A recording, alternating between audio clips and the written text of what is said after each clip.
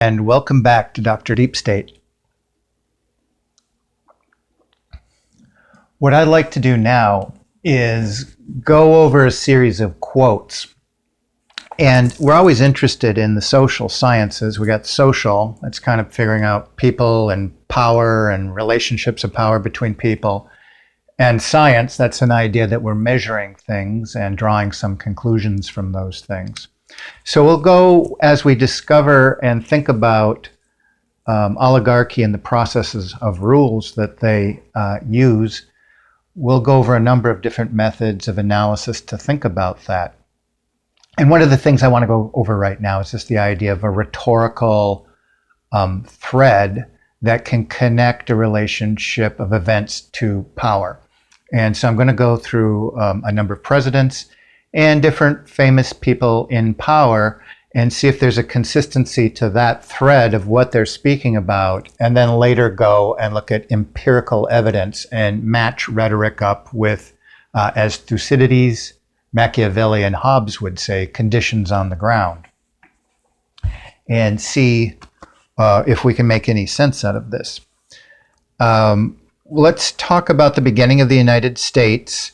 We talked about before Thomas Jefferson, and what did he have to say about power in the United States? Jefferson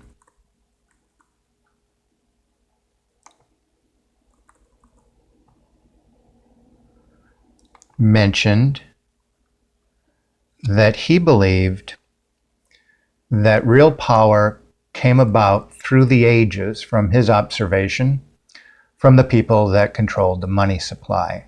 And however you slice this, we get back to this idea over and over and over.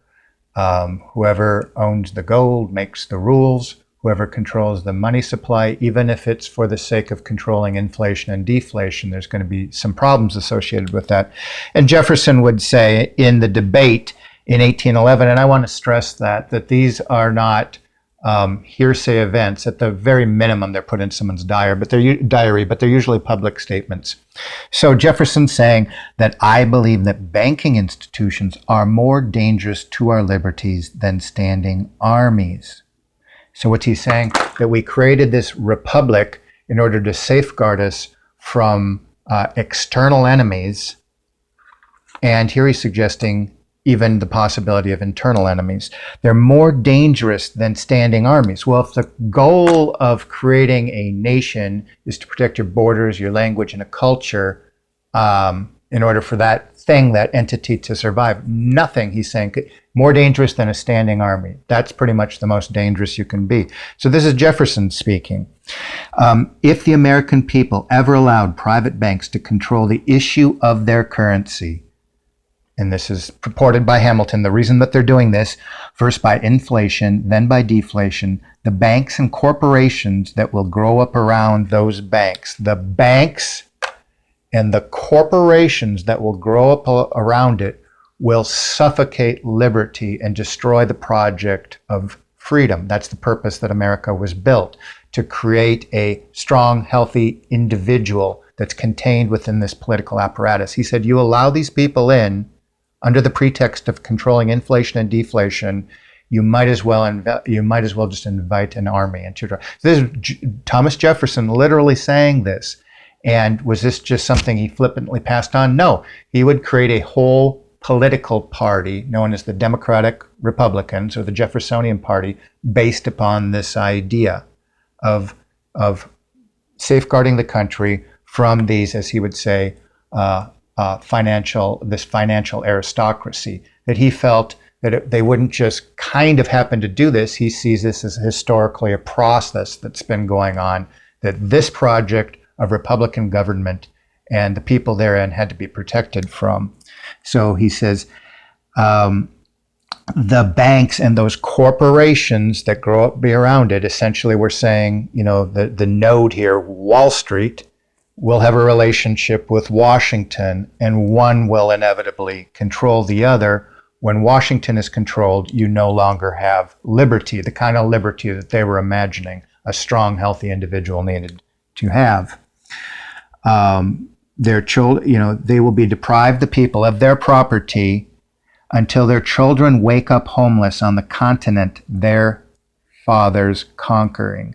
The issuing power should be taken from the banks, this financial aristocracy, and placed into the hands of the people where it properly belongs.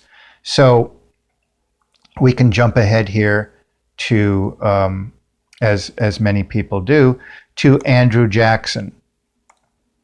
And he's going to make this quote in 1834. If the people only understood the rank injustice of our money and banking system, there would be a revolution by morning.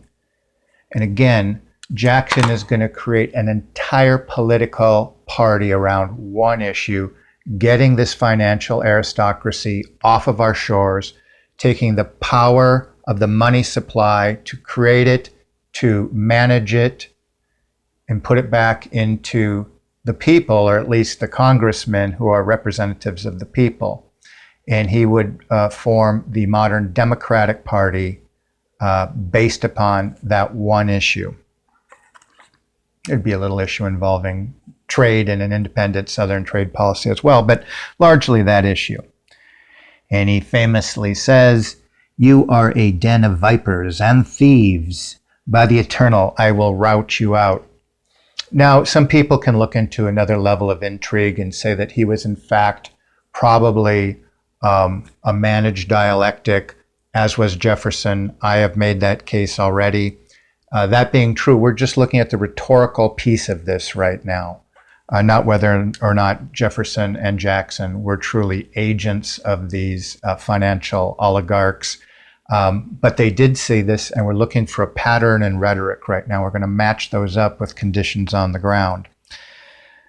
So we see this idea that upon his deathbed, Jackson would say, of all these things you've accomplished, General, what was, you think, your largest accomplishment? And he would famously say, "I killed the banks." Unfortunately, that isn't the case. The influence of these international financiers would be present in the 1830s and 1840s. So in some sense, he had killed a charter to a bank, but the influence remained there nevertheless. And when we pick up on Abraham Lincoln, we're thinking of the years between 1860 and 1865.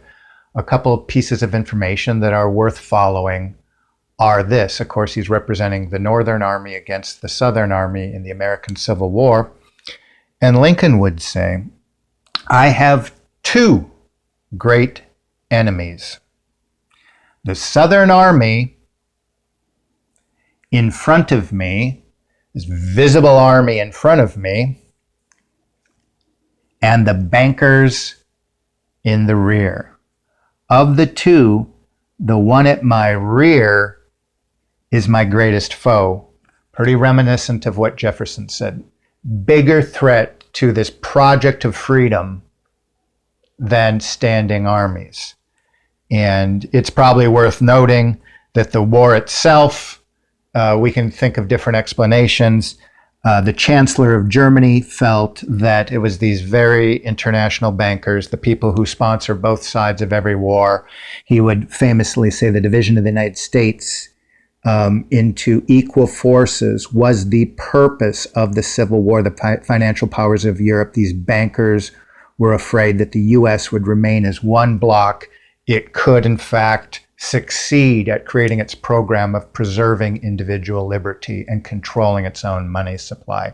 No small potato. That's the Chancellor of Germany making that observation, that the war itself, the Civil War, was a product of the foreign influence of these international bankers. And of course, 1865, Lincoln is shot.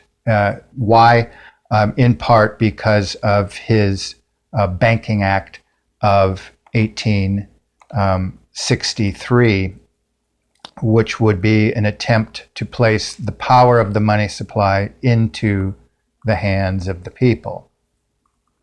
So let's continue. Let's go with another president here. And again, that's Lincoln's Banking Act of 1863, where he's attempting somehow during the Civil War to stop the interference of these international bankers. The outcome, his assassination. Am I here linking the two? Well, let's follow the pattern here a little bit. Let's listen to President Garfield in 1881 on a reflection upon these same international bankers, or the financial aristocracy that Jefferson and Jackson referred to. Whoever controls the volume of money in any country is absolute master of the industry and commerce. Again, this is President Garfield speaking on the influence of international banks in 1881. Whoever controls the money supply is absolute master of all industry and commerce. And when you realize that the entire system is very easily controlled one way or another by a few powerful men at the top, you will not have to be told how periods of inflation and depression originate. Now again, there's so much here, but we see the continuation of thought from Jefferson to Jackson to Lincoln, now to Garfield, that the real masters of power are those people that control the money supply.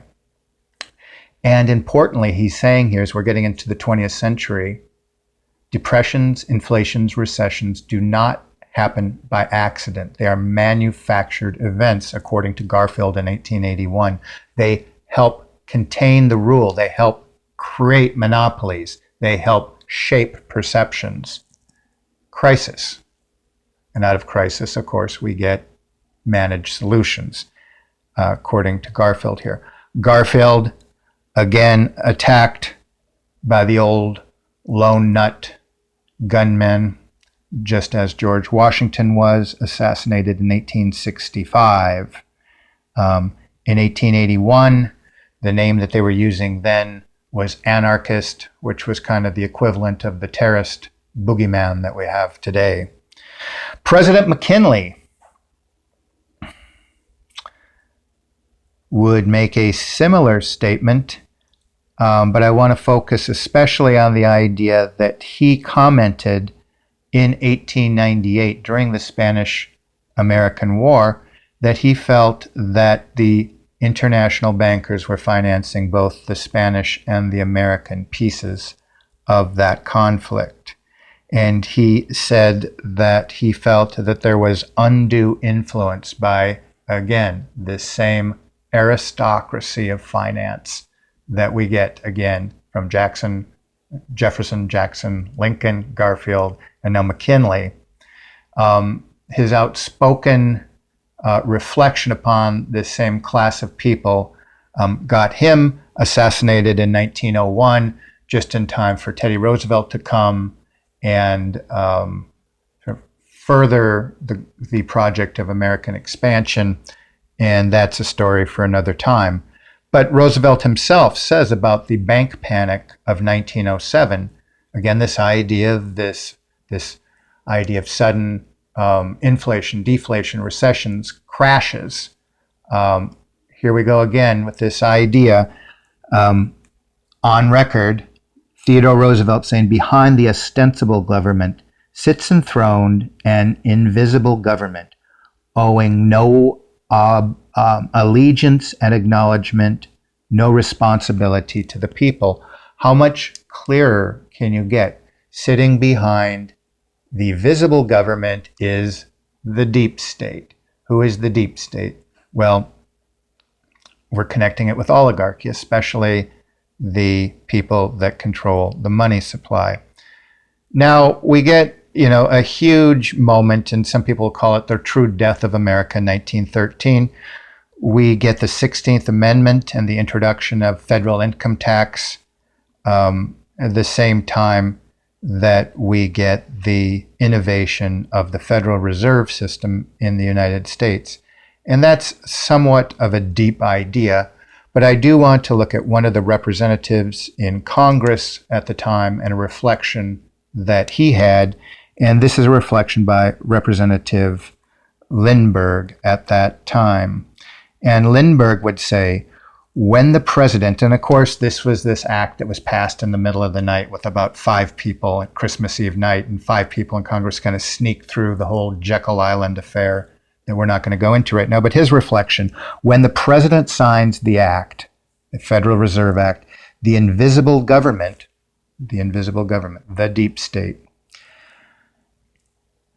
the invisible government by the money power, can we get more clear about this thread, proven to exist by the monetary trust investigation, not hearsay, an actual investigation by Congress, demonstrated beyond a shadow of a doubt that this is the same people that we're speaking of, will be legalized.